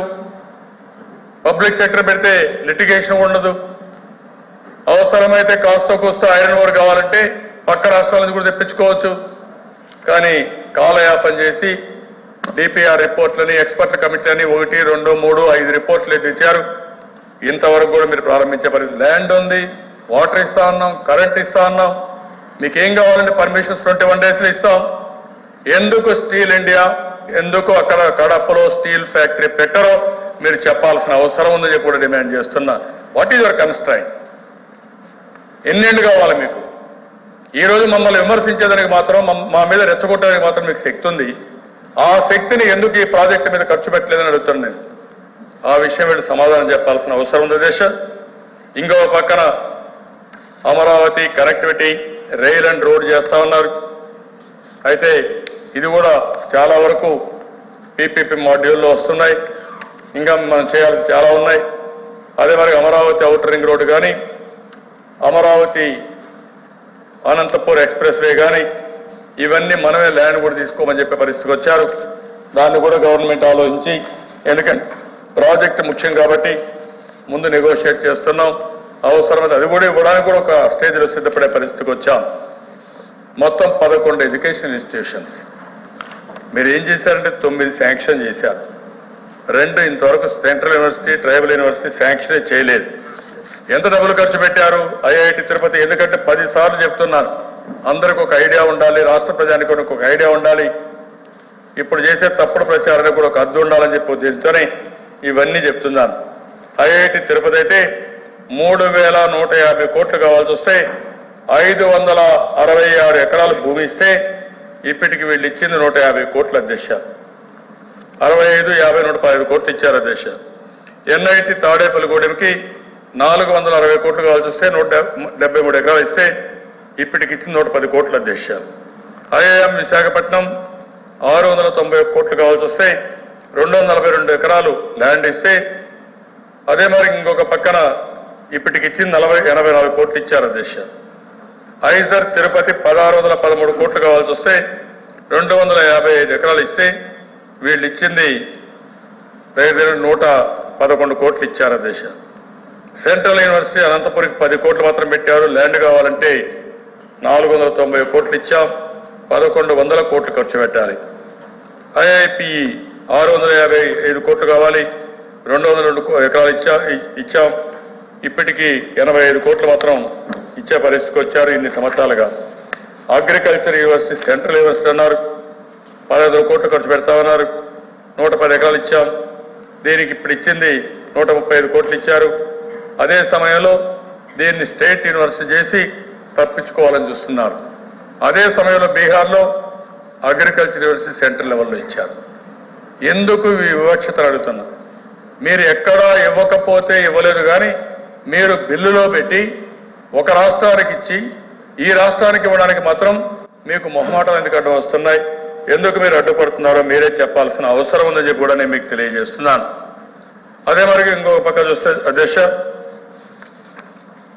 IIII TDM కర్నూలులో IIIT 400 కోట్లు కావాలి, 152 ఎకరాలు, దీనికి ఇచ్చింది 53 కోట్ల రూపాయలు ఇచ్చారు. ఇది మన రాష్ట్రంలో కూడా కాదు అధ్యక్ష, తమిళనాడులో ఉంది. ఇప్పుడు కాంచీపురంలో క్లాసులు జరుగుతున్నాయి. లాస్ట్ ఇయర్ అక్కడే డిగ్రీ తీసుకొని అక్కడి నుంచి వెళ్ళిపోతారు వాళ్ళు.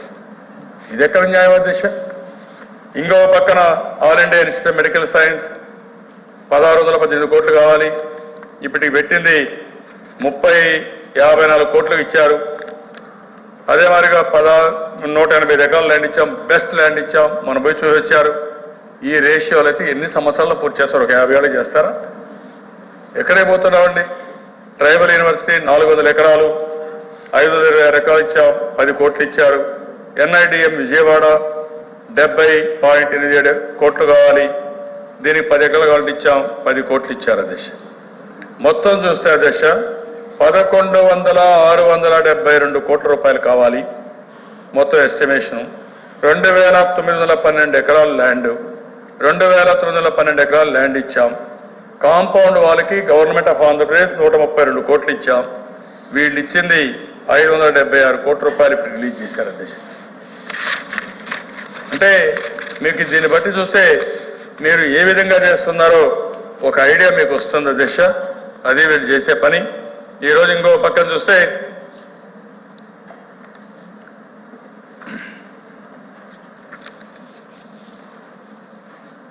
విశాఖపట్నం, విజయవాడ, తిరుపతి ఎయిర్పోర్ట్లన్నీ మేము డెవలప్ చేశామంటే అది కూడా మా మంత్రి నుండి కూడా ల్యాండ్ అంతా మనం ఇచ్చాం.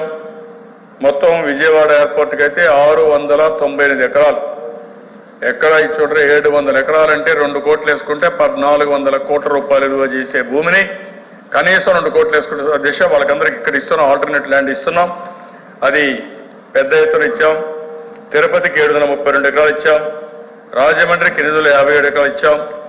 ఇవి ఇస్తే వీళ్ళు కొద్దిగా డబ్బులు ఖర్చు పెట్టి డెవలప్ చేసే పరిస్థితికి వచ్చారు. ఇంకో పక్కన దేశ ఈరోజు మీరు చూస్తే ఎక్కడికక్కడ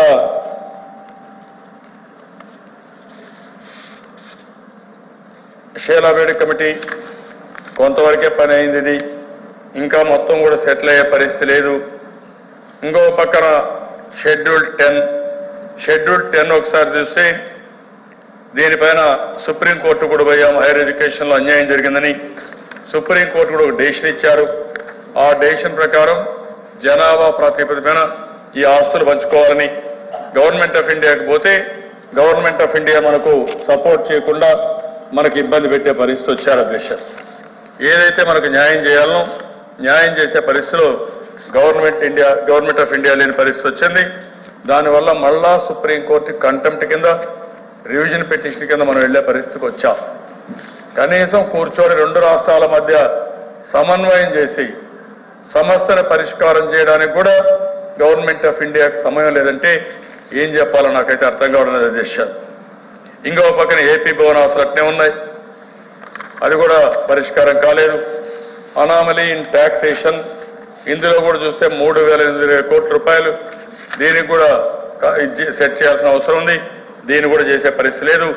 గ్రే హౌండ్స్ కూడా ఇప్పటికి కూడా మీరు చూస్తే మొన్నే 219 కోట్ల రూపాయలు ఇచ్చారు అధ్యక్ష. ఇవన్నీ చూసినప్పుడు అధ్యక్ష మొత్తం మొన్నటి వరకు మమ్మల్ని విమర్శించడం మొదలుపెట్టారు. కౌంటరు ఎట్లా చేయాలి, మీ శక్తినంతా ప్రజల సమస్యల్ని పరిష్కారం చేయడానికి కాకుండా ఎవరైనా అడిగితే ప్రశ్నిస్తే వాళ్ళ మీద ఎదురుదాడి చేయడానికి ప్రయత్నం చేస్తున్నారు. అది మంచి పద్ధతి కాదు. ఈరోజు మీరు చూస్తే అధ్యక్ష పోలవరానికి మొత్తం ఇచ్చాం. యూసీసీ మొత్తం చూస్తే రెవెన్యూ డెఫిసిట్ ఇప్పుడే చిక్కాలు మాట్లాడినట్టు 3,979 కోట్లు ఇస్తే దానికి అవసరం లేదు. పోలవరానికి 5,363 కోట్లు అయితే ఇది కూడా యూసీలు అవసరం లేదు.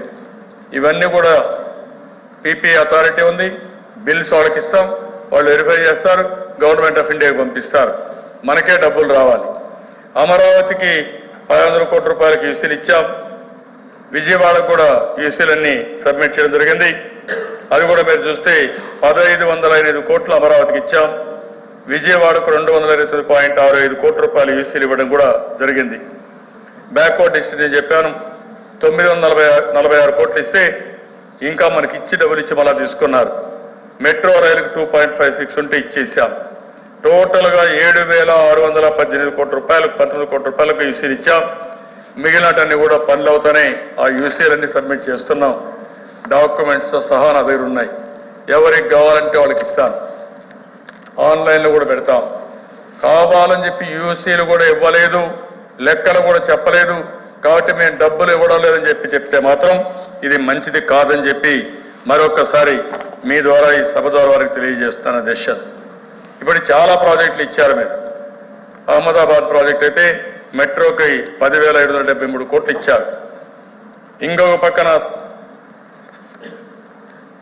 6 హైవేస్ కోసం మొత్తం చూస్తే దానికి కూడా పెద్ద ఎత్తున 12,600 కోట్లు ఇచ్చారు. ఇంకో పక్కన జగదల్పూర్ కోరాపుట్ రైల్వే లైన్కి అయితే 1,800 కోట్లు ఇచ్చారు. ఇలాంటివన్నీ లక్నో మెట్రోకి ఇచ్చారు. లేకపోతే ఇంకో పక్కన చాలా మెట్రో చెన్నై మెట్రోకి ఇచ్చారు. ఇవన్నీ ఇచ్చినప్పుడు నిన్నే ముంబైకి ఇచ్చారు, బెంగళూరు కూడా ఇచ్చారు.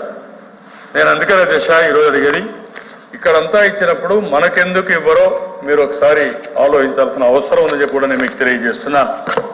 అధ్యక్ష, ఇవన్నీ ఒకటైతే నాకు ఒకటే అనిపిస్తా ఉంది దిశ, ఎందుకు వీళ్ళు ఈ విధంగా చేస్తున్నారు అని ఆలోచించినప్పుడు కావాలని రాష్ట్రం అభివృద్ధి కాకూడదు అనే ఉద్దేశమా, లేకపోతే మీ మాట నేను బాగా అభివృద్ధి చేస్తే మీ మాట నేను నిన్నని చెప్పి అనుకుంటున్నారా, ఎందుకు చేస్తున్నారని అడుగుతున్నా.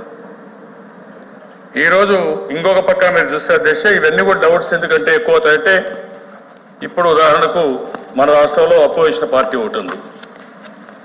ఆ అపోజిషన్ పార్టీని అడ్డం పెట్టుకున్నారు. మనకి ఇవ్వాల్సిన నిధులు కానీ డబ్బులు కానీ ఇవ్వడం లేదు.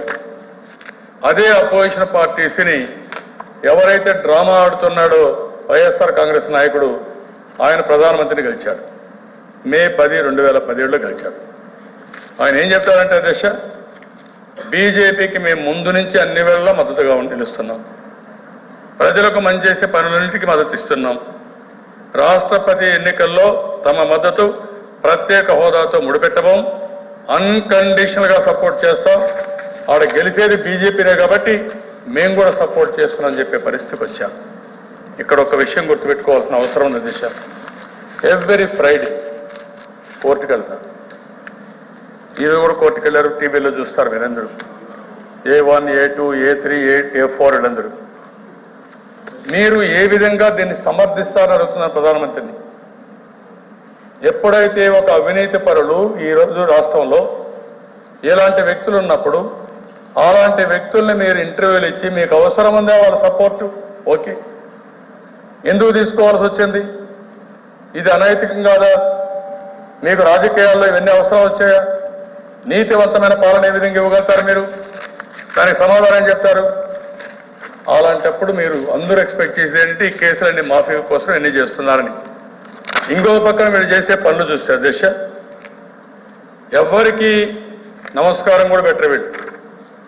అలాంటిది రామనాథ్ కోవింద్ వస్తే జగన్ పాదాభివందనం. అంటే అధికారం ఉంటే వాళ్ళకి పాదాభివందనం చేస్తే మీ కేసులు మాఫీ అవుతాయని. అదే మనల గురించి మాట్లాడితే ఇష్ట ప్రకారం మాట్లాడు, బంగాళాఖాతంలో బారేస్తారు, నడి రోడ్లు షూట్ చేస్తారు. ఎక్కడికి పోతున్నాం? ప్రజాస్వామ్యం. అదే మరిగా దిశ ఇంకొక ఆయన విజయసాయి రెడ్డి ఉన్నాడు, ఆయన కూడా పాదాభివందనం. అంటే ఏంటి ఇవన్నీ? అంటే ఎలాంటి సంకేతాలు మీరు ఇస్తున్నారు? ఇంకొక పక్కన ఆయన రామనాథ్ గారు ప్రెసిడెంట్ ప్రెసిడెంట్ అభ్యర్థి క్యాండిడేట్ అనౌన్స్ చేస్తానే వెళ్ళిపోయారు వీళ్ళు బీహార్కి వెళ్ళిపోయి ఫోటో తీసుకొని ముందుగా, అంటే ఏంటి, సిబిఐకి, ఈడీకి, అన్ని ఏజెన్సీస్కి ఒక మెసేజ్, నాకు ప్రధానమంత్రి బాగా పరిచయం, లేకుంటే ప్రెసిడెంట్ ఆఫ్ ఇండియా నాకు బాగా పరిచయం, కాబట్టి నా కేసులు ఏమి రావద్దండి, మీకేదైనా కావాలంటే సెటిల్ చేసుకుందాం. ఇది ఎక్కడి వైరుధ్యం అని అడుగుతున్నా, ఎంత దుర్మార్గం అని అడుగుతున్నా. ఇవన్నీ ఎలాంటి సంకేతాలకు మీరు దారి చూపిస్తారని అడుగుతున్నా. నేను అడిగింది ఒక మాట అడిగాను, ఈ ఆస్తులు మావి, వ్యాన్పెక్ సిటీ కానీ లేపాక్షి కానీ చాలా ఆస్తులు ఉన్నాయి, మాకు అభివృద్ధి ఆగిపోతా ఉంది, ఆ ల్యాండ్ మాకు ఇచ్చేయండి, ఆ ఆస్తులు మాకేమంటున్నాం.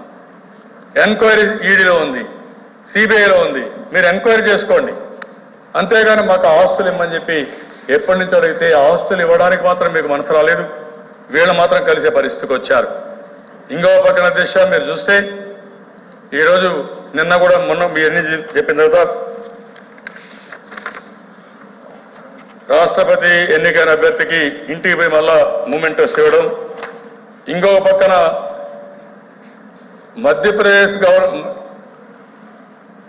ఆనందీబెన్ మాజీ సీఎం అధ్యక్ష, ఆవిడ ప్రెసిడెంట్ అవుతుందని, అదే మన గవర్నర్ అవుతుందని ఆవిడ ఊరికి వెళ్ళిపోయారు.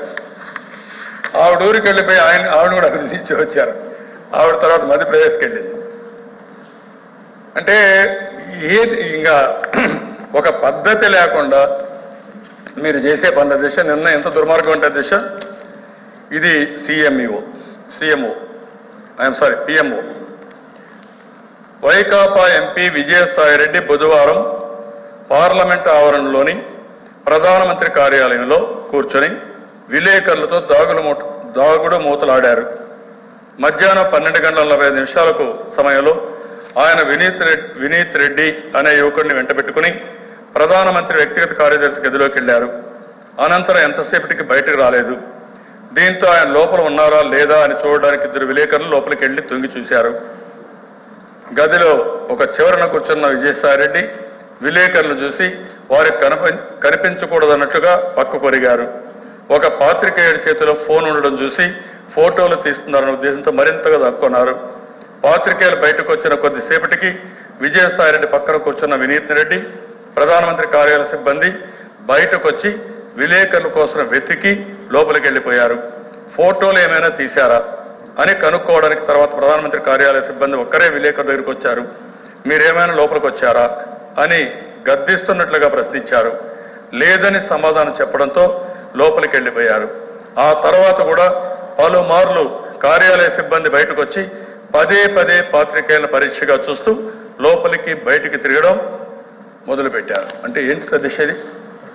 అంటే ఏ విధంగా మనం సమర్థించుకోగలుగుతాం? ఈరోజు అగ్రిగోల్డ్ ఉంది, డెఫినెట్గా యాక్షన్ తీసుకుంటున్నాం. అగ్రిగోల్డ్ కేసు అధ్యక్ష మేనేజ్ చేయలేకపోయారు. అందరి దగ్గర డబ్బులు తీసుకున్నారు. 30 లక్షల మంది దగ్గర డబ్బులు తీసుకున్నారు. ఆస్తులు చేశారు, వ్యాపారాలు చేశారు. మేనేజ్ చేయకుండా కొలాప్స్ అయితే అందరినీ అరెస్ట్ చేసి ఈరోజు ఆ ఆస్తులన్నీ కూడా కాన్ఫిస్కేట్ చేసి కోర్టులో ఉన్న ప్రతి ఒక్క 10 రోజులకు ఒకసారి కేబినెట్లో చర్చిస్తున్నాం. చర్చించి వాళ్ళపైన ఆస్తులని తీసేసుకుంటున్నాం. ఆస్తులు తీసుకొని మొన్నే 135 మందికి ఒక్కొక్కరికి 5 లక్షల రూపాయల చొప్పున ఈ ప్రభుత్వం చనిపోయిన వాళ్ళకి ఆత్మహత్య చేసుకున్న వాళ్ళకి ఎక్స్గ్రేషియా ఇచ్చాం. నేను వేరే వాళ్ళు కూడా సుభాష్ అని ఒక ఆయన వస్తే జీటీబీ వస్తే వాళ్ళకు ఒక ట్రస్ట్ ఉంటే మేము పూర్తిగా సహకరిస్తాం, మీరు తీసుకొని వాళ్ళు డబ్బులు పే చేయండి అని చెప్పి ఎంకరేజ్ చేస్తున్నాం. కోర్టుకు కూడా అభ్యర్థిస్తున్నాం. మీరు ఇలాంటి ఆస్తులు తీసుకుంటే భయం ఉంటుంది తప్ప అలాంటి వాళ్ళని ఈ ఫోటో చూస్తే మీకు అర్థమవుతుంది. దాంకొని ఉంటే ఫోటో తీశారు. What is the answer? ఇవే సమస్యలు. వీళ్ళ అవిశ్వాసంలో అక్కడ విశ్వాసం, బయట అవిశ్వాసం. ఎక్కడ దేశం? ఏ నాటకాల దేశ? ఇంత మనకు కూడా ఏమి నాటకాలు ఆడారు? ఆ రోజు కూడా కాంగ్రెస్ దగ్గర కేసులు పెట్టి వీళ్ళు చేసిన తప్పుడు పనులకి జైలుకు పంపిస్తే 40,000 కోట్ల రూపాయల అవినీతి జరిగిందని కేసులు ఎస్టాబ్లిష్ చేస్తే ఆ రోజు జైల్లో 16 నెలలు ఉండి ఎలక్షన్ సమయంలో మళ్ళీ రాష్ట్ర విభజన జరిగిన సమయంలో లాలూచి పడి సమైక్య ఆంధ్రప్రదేశ్ స్లోగన్తో వచ్చి మళ్ళా రాష్ట్రాన్ని తిరిగారు. ఆ రోజు మోసం చేశారు. ఇప్పుడు మీరేంటి స్పెషల్ స్టేటస్ కావాలని లేనిపోని ఇంకా రూమర్స్ ఉన్నాయి. ఏమనంటే అధ్యక్ష, వీళ్ళు రేపు ఎంపీలుగా రాజీనామా చేస్తే బీజేపీ పార్టీ ఒప్పుకొని వీళ్ళకి స్పెషల్ స్టేటస్ ఇస్తుందని. అంటే నన్ను దెబ్బతీయడానికి. నన్ను ఎందుకు దెబ్బతీయడం అండి మీరు? అంటే నా తప్పేముందండి దీంట్లో? మీతో ఆ రోజు పెట్టుకున్నటువంటి అలయన్సే రాష్ట్ర ప్రయోజనాల కోసం. మీరు నాకు చేయండి, మీకు బాధ్యత ఉంది. కాదు మీరు చేయలేకపోయారు, ఎందుకు చేయలేకపోయారు పబ్లిక్ చెప్పండి.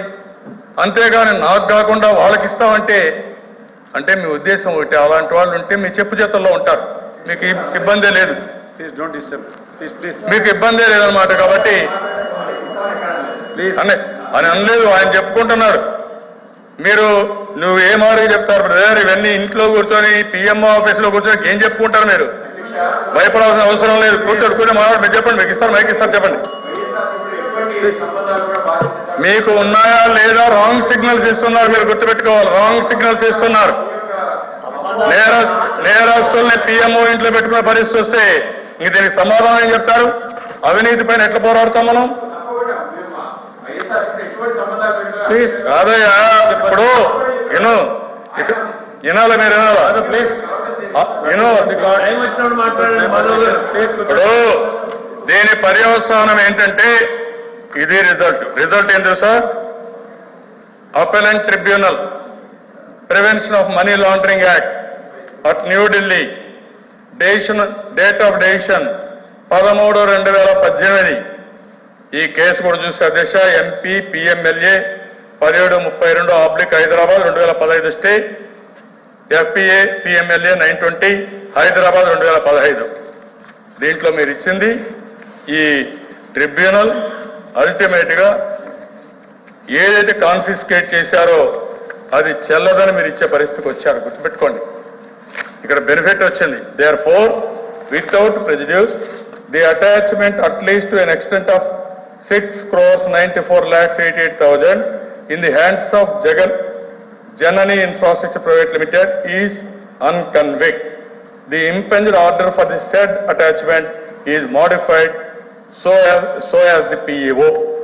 ఈ ఆర్డర్ వచ్చిన ఏం సమాధానం చెప్తారండి మీరు? అక్కడ కలిశారు, ఇక్కడ ఆర్డర్స్ వచ్చాయి అంటే ఈ దేశంలో అవినీతి నిర్మూలించే పరిస్థితి ఇదేనా అడుగుతున్నాను నేను. ఇంకొక ఆర్డర్ అదే రోజున MP PMLA 717 టిఎల్ఐ 2014, PPE FPA PMLA 547 DLI 2013. దీంట్లో ఏంటి అధ్యక్ష? Attachments affected to the OC for a some of 34.64 crores in the hands of Jagati Publications Private Limited. దాని మొత్తం జడ్జిమెంట్ ఇచ్చిన తర్వాత అధ్యక్ష the provisions attached order was passed by replying upon the Income Tax Authority assessment order dated 31/12/2010. ఇంకో పక్కన last అధ్యక్ష thus the provisional attachment order and confirmation thereof is not sustainable in law. The same is set aside. The attachment order of attaching the amount lifted forthwith. ఏం చెప్పగలుగుతామంటే మన ప్రజలకి? ఇది clear కదా. ఆడికి వచ్చాడు, ఎందుకు వచ్చి మీకు సపోర్ట్ చేశాడు? చేసింది సపోర్ట్ చేసింది కేసుల కోసం. ఇప్పుడు మీరు రెచ్చగొట్టేది కేసుల కోసం. మీరు అతనైతే మీ గుప్పిట్లో ఉంటాడు, ఎప్పుడైనా కేసులు పెట్టచ్చు. నేనైతే మీ మాట ఎన్ను. అదే ప్లీజ్ కూర్చోండి. ఎందుకు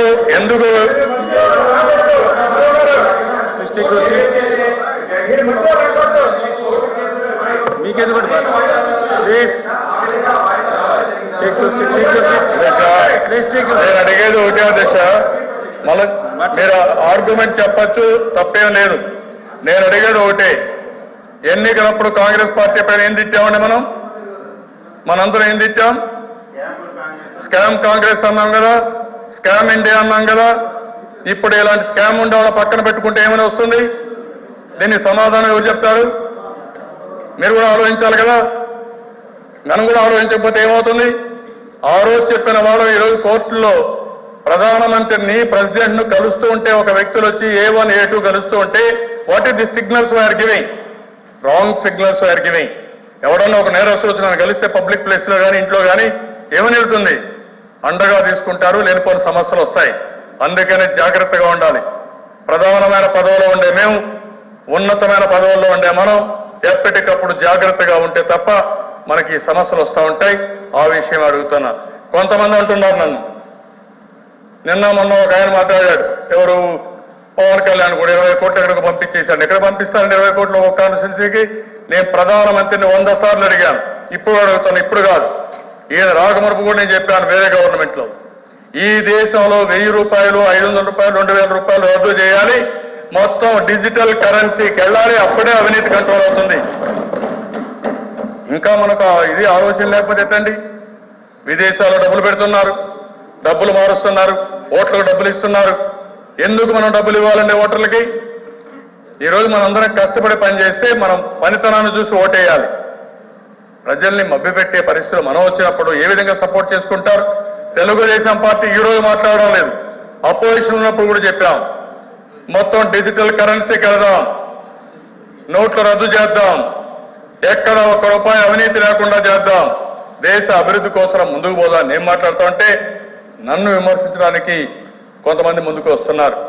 ఇదే సమయంలో నిన్న కూడా నేను చెప్పాను, మా కుటుంబ విషయం కూడా చెప్పాలి. 25 సంవత్సరాల కంటే ముందు మా మిస్సెస్ అయితే ఒక కంపెనీ ఫ్లోట్ చేయడమే కాకుండా ఆవిడ పనిచేసుకుంటూ వస్తున్నారు, 24 గంటలు పనిచేస్తారు. ఈ రోజు కూడా మహారాష్ట్రలో ఉన్నారు, పూనా నుంచి ఎక్కడో ఒక యూనిట్ ఉంటే ఆ యూనిట్కి పోయి రాత్రి 10కో 12 గంటలకు 11 గంటలకు ఇక్కడికి వస్తున్నారు. ఆ నిష్ఠతో వాళ్ళు పనిచేసుకుంటున్నారు. అదేవిధంగా 25 సంవత్సరాలు పనిచేశారు కాబట్టి ఆవిడకి ఒక పని, రెండోది కుటుంబానికి కూడా ఇది చేసే పరిస్థితికి వచ్చారు. మా కుటుంబం ఎప్పటికప్పుడు ఆస్తులన్నీ ప్రకటిస్తున్నాం. ఈ దేశంలో ఎథిక్స్ కమిటీ తీసుకొచ్చి నేనే తీసుకొచ్చాను, ఎవరో తీసుకురావాలా ఈ దేశంలో. ఫస్ట్ టైం 98లో ఎథిక్స్ కమిటీ తీసుకొచ్చి అందరి ఆస్తులు స్పీకర్కి చైర్మన్కి ఇచ్చే నూతన వరవడికి శ్రీకారం చుట్టాం. అదే సమయంలో మా ఆస్తులు అందరివి ఇప్పుడు రాజకీయాల్లోకి వచ్చారు కాబట్టి లోకేష్ గారి అంతవరకు రాజకీయాలు లేకపోయినా అందరి ఆస్తులు కూడా నేను సంవత్సరం ఇప్పుడు కాదు 8 ఏళ్ల నుంచి ప్రకటిస్తున్నా. దేనికోసం అంటే రాజకీయాల్లో ఉండే మనం వ్యాపారాలు చేసినా ఏం చేసినా అవన్నీ ప్రజలకు కూడా స్పష్టత ఉండాలనే ఉద్దేశంతో నేను చేశాను. నేను ఈ విధంగా చేశాను దిశ. నిన్న ఈరోజు ఆధారం లేకుండా ఎందుకు సార్ దిశ నేను ఎప్పుడు చెప్తా ఉంటాను, నీతివంతంగా డబ్బులు సంపాదించుకుంటే శాశ్వతంగా గౌరవం ఉంటుంది. అవినీతిగా డబ్బులు సంపాదించుకుంటే మీకు గౌరవం ఉండదు. ఆ డబ్బుల వల్ల మీకు సమస్యలు వస్తాయి. ఇది మంచిది కాదని చెప్పాను. నా మీద 26 ఎంక్వైరీలు వేశారు. ఏమీ చేయలేకపోయారంటే ఏమీ లేదు కాబట్టి, నిప్పులాగా బ్రతికారు కాబట్టి నన్ను ఎవరు టచ్ చేయలేకపోయారు దిశ. ఒకవేళ ప్రయత్నాలు చేసినా ఇప్పుడు కాదు, కాంగ్రెస్ పార్టీలోనే ప్రయత్నాలు చేశారు, ఏం చేయలేకపోయారు. కాబట్టి నేను ఒకటే కోరుతున్నాను, ఆరోపణ చేయడం కాదు, ఆరోపణ చేసేటప్పుడు ఆలోచించుకొని చేయాలి. ఇంకో పక్కన మొన్న మాట్లాడుతూ కొంతమంది అయితే ఈరోజు ఉండే మిత్రులు కూడా మాట్లాడుతున్నారు, మేము అసెంబ్లీ ఎలక్షన్లో కూడా సపోర్ట్ చేశారు దిశ. పవన్ కళ్యాణ్ కానీ బీజేపీతో మేము పొత్తు పెట్టుకున్నాం. కానీ ఇక్కడ ఒక విషయం గుర్తుపెట్టుకోవాలి దిశ, అసెంబ్లీ కంటే లోకల్ బాడీస్ ఎన్నికలు ముందు జరిగాయి. లోకల్ బాడీస్ ముందు జరిగితే 47.8% మాకు వచ్చాయి. అసెంబ్లీకి వచ్చేది 46.8% వచ్చాయి. ఇంకా 1% తగ్గింది. ఇది ఎలక్షన్లు చూస్తానే ఒక అసెస్మెంట్ చేశారు పేపర్ వాళ్ళందరూ. ఈ రేషియోలో అయితే తెలుగుదేశం పార్టీకి 120 సీట్లు రావాలని చెప్పేశారు, వైకాపాకు 45 సీట్లు రావాలని వేశారు. రిజల్ట్స్ వచ్చినాక మాకు వచ్చింది 104 ప్లస్ 102 ప్లస్ 4 సీట్లు వచ్చే పరిస్థితి వచ్చింది. అంటే మనం పొత్తు పెట్టుకున్న తర్వాత సీట్లు తగ్గాయి తప్ప సీట్లు పెరగలేదు. ఆ విషయం వీళ్ళు గుర్తుపెట్టుకోవాల్సిన అవసరం ఉంది. అంత మునిపి ఎన్నికల్లోనే చాలా స్పష్టంగా స్థానిక సంస్థల ఎన్నికల ఆధారంగా చేసుకుంటే 120 సీట్లు తెలుగుదేశానికి వచ్చేటి కాన్స్టిట్యున్సీ వారిగా కూడా ఉంది. కానీ ఆ రోజు నేను సీట్ల కోసం ఆలోచించలేదు.